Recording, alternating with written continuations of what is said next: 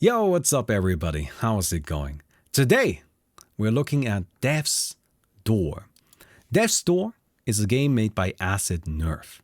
Acid Nerve have already made a really fun kind of combat-focused game in Titan Souls, and they have recently released Death's Door. This was released on the 20th of July 2021, so not that long ago.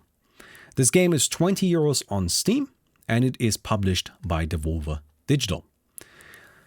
This game, in my opinion, kind of markets itself as a bit of a Souls-like. I mean, Souls is literally the second word in this text right here. And trust me when I tell you that that's not an accident. You spend a lot of time thinking about what you're gonna put here, right? So the game definitely, in my eyes at least, kind of sells itself as a bit of a Souls-like. And I am here to tell you that that's not accurate. It's actually much more of a Legend of Zelda type game. Now, as a Legend of Zelda type game, I can already tell you it's great. I really enjoyed it for that. And we're gonna go ahead and have a look at it now. So, here is Death's Door. Let's go into the options menu first. The options menu is mostly okay. It has two big things that really bother me about it. First of all, there's no general volume slider, and the volume sliders that you have are terrible. I mean, 5 things? Like, I have this game, I had to change the volume of this game manually in my Windows sound mixer, because even putting it on the lowest volume was still way too loud. I don't know why it only has, you know, like 5 possible buttons there. I don't know, it's just bizarre in my opinion. Anyway, it also doesn't support borderless full screen, which is also a bit strange in my opinion. That's also kind of weird. Other than that, the options menu again, it's kind of mediocre. It doesn't really have much there, but oh well. So, how much have I played of this game? A lot. I have nearly 100%ed it. I mean, that should already tell you that I kind of like this game.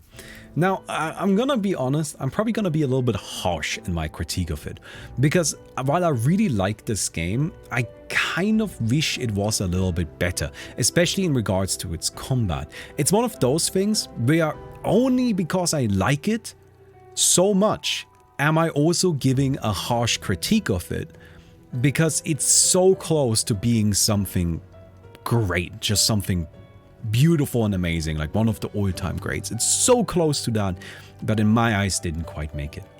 Now, let's just go ahead and go into the game. We're going to start a new file. I think that's going to be the best way for me to show you how this goes. I'm going to skip through all of the dialogue, all of that stuff, because you know what? If you like the game, if you want to play it, you want to see that stuff, then you can just look at that yourself. You just, you know, get it and then see the dialogue and all of that. The game is quite funny. Like, that's definitely a thing. You can hear the music in the background. The music is very nice. And you can see this is where we are. We're in the Hall of Doors here. So to give you a loose overview over the story, we are playing this little crow. We are a reaper of souls. We are tasked with killing things and taking their souls and then throwing them somewhere. I'm not entirely sure where, actually. I don't recall right now. But anyway, that doesn't really matter so much. To do all of that, we go in here, and then this guy gives us a task, where we have to go and do something. So there's a door up there, and we're gonna go to this door and go through it, and then, thank you. Oh,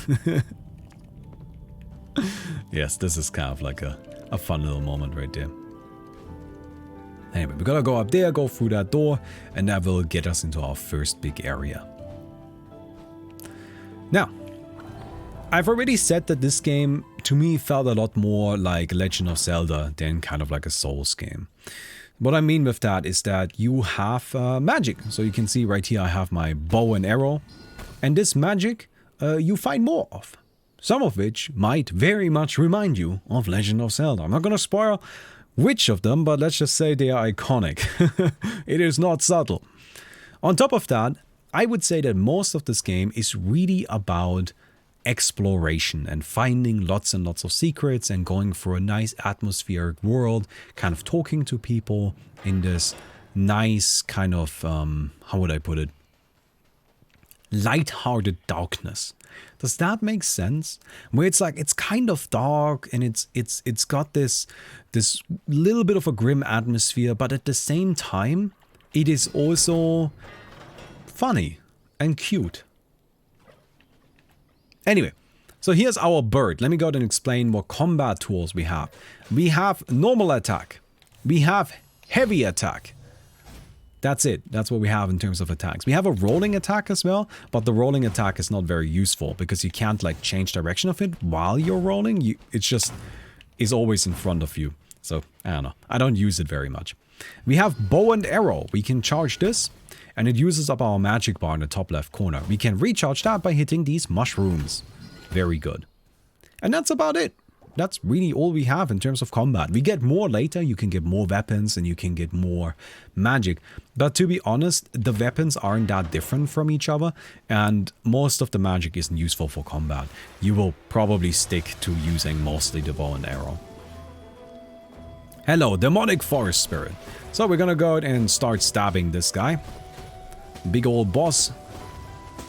We kind of need to keep rotating around with the boss so that we don't get hit. You can tell how much damage something has taken by kind of these cracks that form. I actually think that's really cute.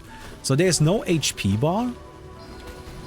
So you can't check the HP of the enemy by just looking at like a little bar or something. But what you do get is you get this kind of like nice red visual pattern that indicates how much damage you have done to your enemy. And, you know, as they drop lower... Oops. Okay, well, we gotta be a little careful here. We don't want to die. Woo! Alright, got him. Alright, very good. And here's kind of what I mean with, look at it. It's kind of dark and then, ugh, we got beaten up. Well, there goes my guy. And there's a new door that we have to go through. Very nice. I think this game is very pretty as well. And especially look at these environmental assets. I mean, like, I don't know what kind of environmental artists they have, but oh, damn, good job. Look at it. Isn't it just gorgeous? And this is true for all areas in the game. The environmental art, the environmental design just stays fantastic all the way through. 100%. And I really appreciate it. It honestly made to me, the most fun I had with this game was just walking through the world. Just looking around and seeing what's going on. Just interacting with the hidden things and the secrets you can find. The thing that I enjoyed the least, sadly, was the combat. And this is where we're gonna have to start talking about that. Well, I'm gonna wait until we get into our first big combat area. That should be coming up soon. But sadly, I am not the biggest fan of the way combat works in this game, and I think sadly they could have done a bit of a better job with that. We go ahead and take this guy down. Thank you very much. This right here is kind of our healing. Now, healing isn't available freely. Instead, you need to go to these pots. You see that one down there? And you can plant seeds in them. If you're going to play this game, I recommend that you don't make the mistake I did. So the first time I did, I thought the seeds were kind of like an expendable resource that I need to be careful with. No. You will find enough of them. Go and plant all of them. Just do it. You will thank me later. Because it's kind of required for something. I don't want to spoil it, but it's required for something, so just go do that. Anyway, go ahead and plant that here, and then we can use that to heal. We can only use this once, right? So now we're healed up. But as long as we're in this area, as long as we're within this one life, we can't use that again. After we die, of course, we can use it again. Alright, so here we go. Take these guys down. Activate this, and we get a little key. You can see how everything kind of falls into place. We have now unlocked this little shortcut here, which is very nice. And as you travel through, you just gain access to more and more areas, and you can travel between them rather quickly using all of these shortcuts. Yeah, Pretty standard stuff, right? Go ahead and unlock this. And this is where we're going to enter our first big combat area. Now you're going to see a lot of these in the game. And honestly, this is my least favorite part of it. You're given this arena in which you have to fight enemies that spawn in waves. Now something you may already have noticed is that enemies don't respond to my attacks. You see, like if I hit this guy, it doesn't make a difference, right? I can't stagger this guy out of attacking. The guy will just keep hitting me unless I kill him. And that's a big problem. To me, that makes it feel like the combat of the game isn't very responsive. Not to say that there is an issue with the button inputs, but instead there's an issue with the feeling of, hey, what I am doing to the enemies has an impact on them. Sure, it will kill them, and I can see based on like the red cracks how much damage I have done to them, but it doesn't matter in the way that it impacts the character. They will just continue doing whatever they are doing.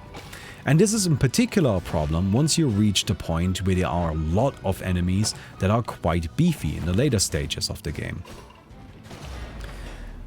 It can become really difficult to interact with them in a way that isn't just doing this, kind of like a roll and a hit, a roll and a hit. While yes, that isn't necessarily necessary, it still feels like the optimal way to go, and it makes the fights not really that fun.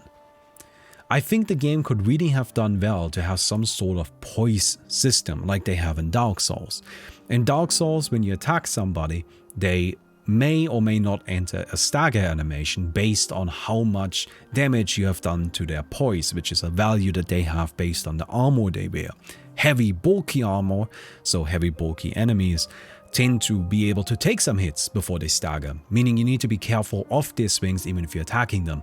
Smaller, faster ones, however, will stagger if you hit them, but this also makes it so that you can kind of interact with them a lot more viscerally. This to me strikes me as more of a simple way to get a lot of value out of enemies without needing to write a complicated AI for it. And you know, that's not great. Like, I'm not a huge fan of that, to be completely honest.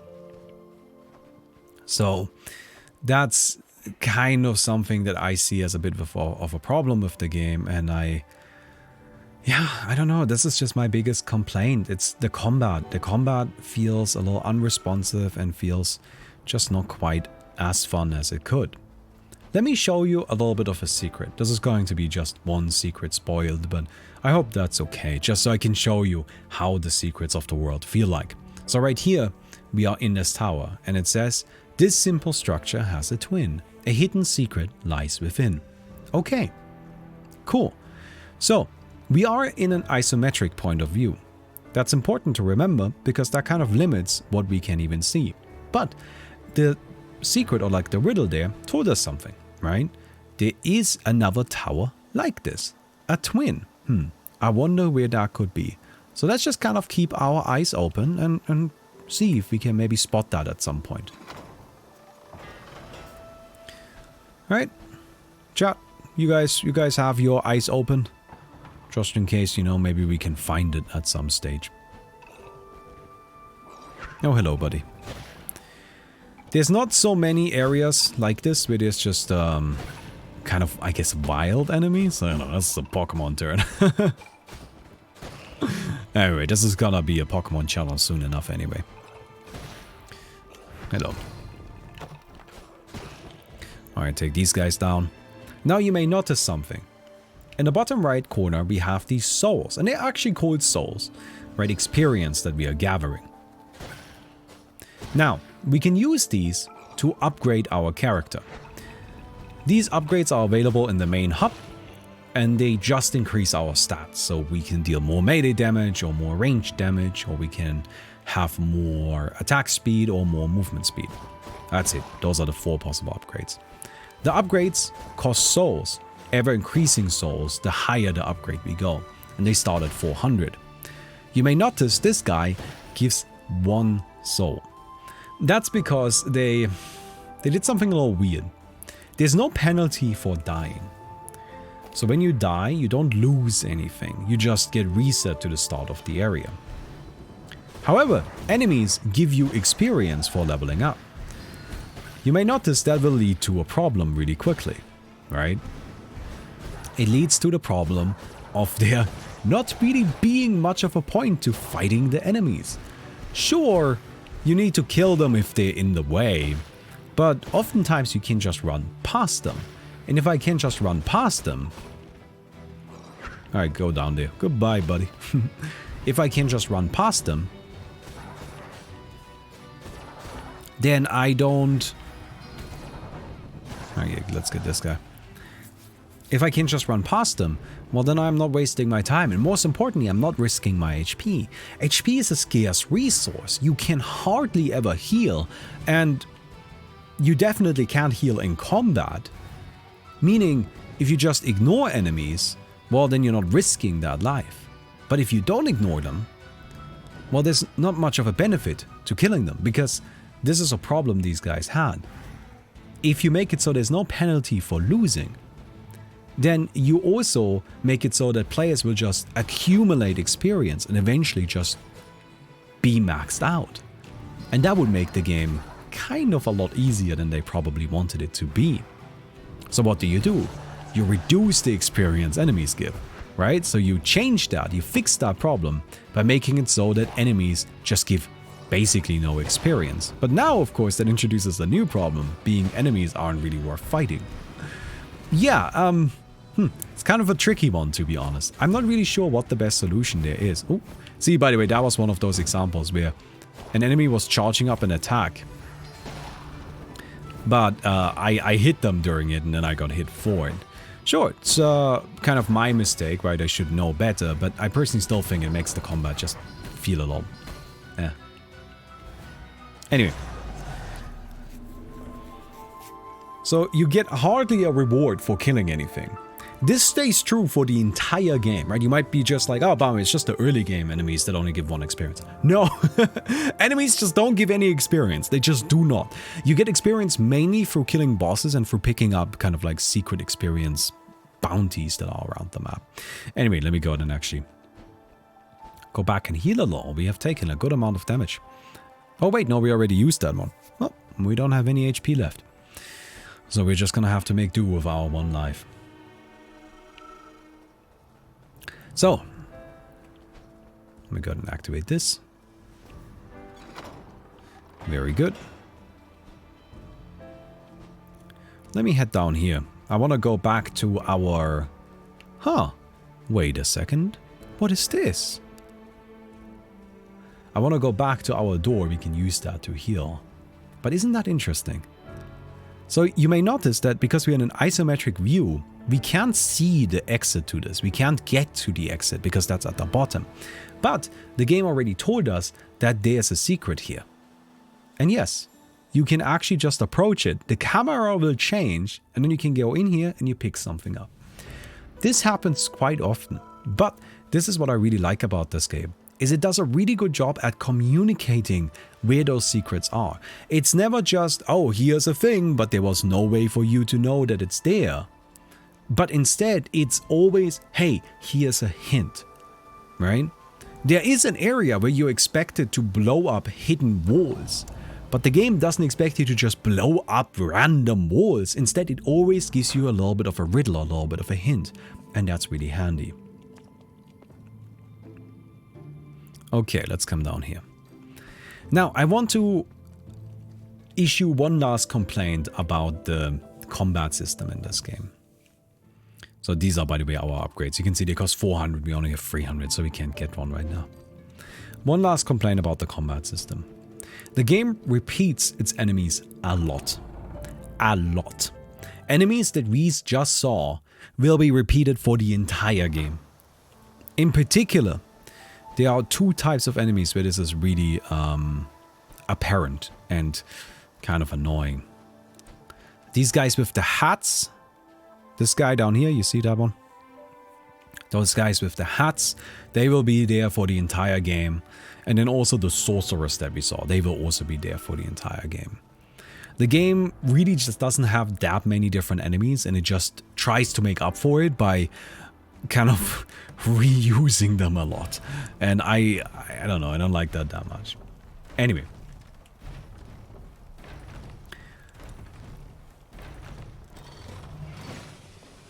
Guardian of the Door. So, final note about the combat system. Or about the combat in this game. While I think the combat system is too simplistic and the enemies are just not really that interesting, at least the standard enemies, especially since they tend to be repeated a lot, I love the bosses in this game. Oh my god. The first two major bosses, so this guy is a smaller boss, right? But this guy is also pretty cool.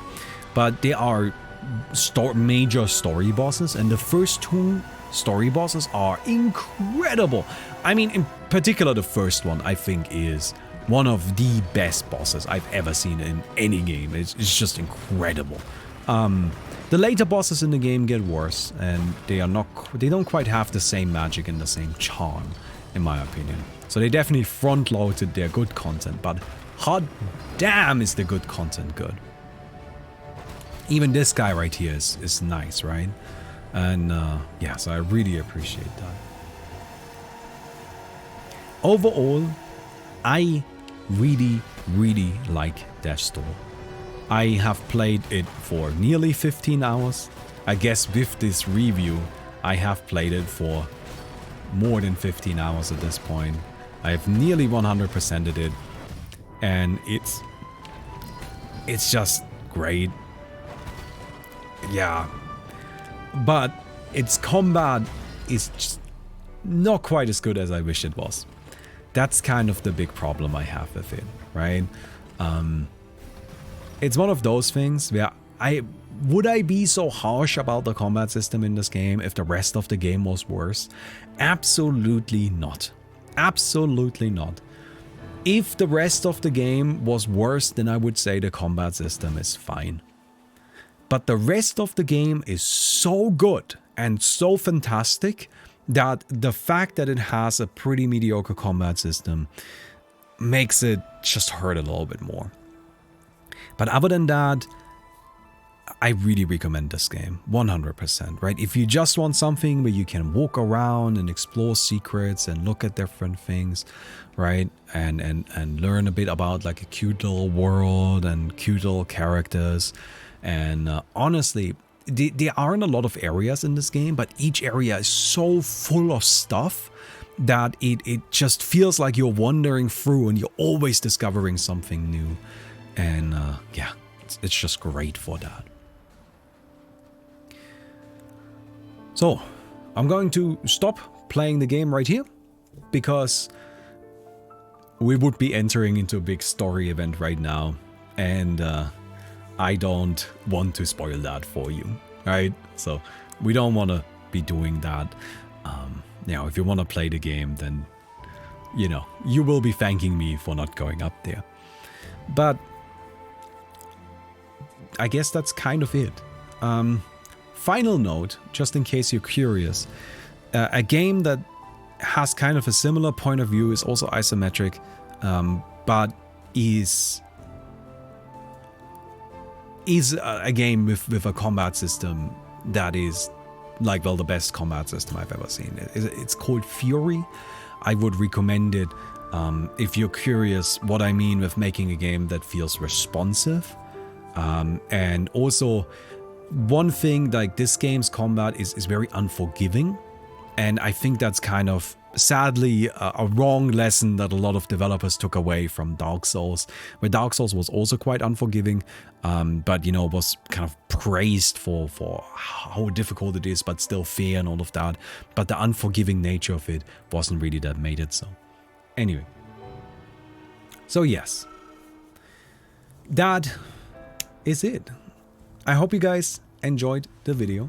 I hope you guys, I hope this didn't come across as me like hating on the game. I really like this game. This game is great. 100%, right? Just incredible. There's just one thing about it that bugs me. But everything else about it is absolutely fantastic. And yeah, so please go check it out if you're interested. And let me know what else you would like me to review in the future. I guess this is less of a review series, more of a recommendation series. But what else you would like me to recommend in the future? I'm always open to suggestions. So thank you very much, and I'll see you guys around.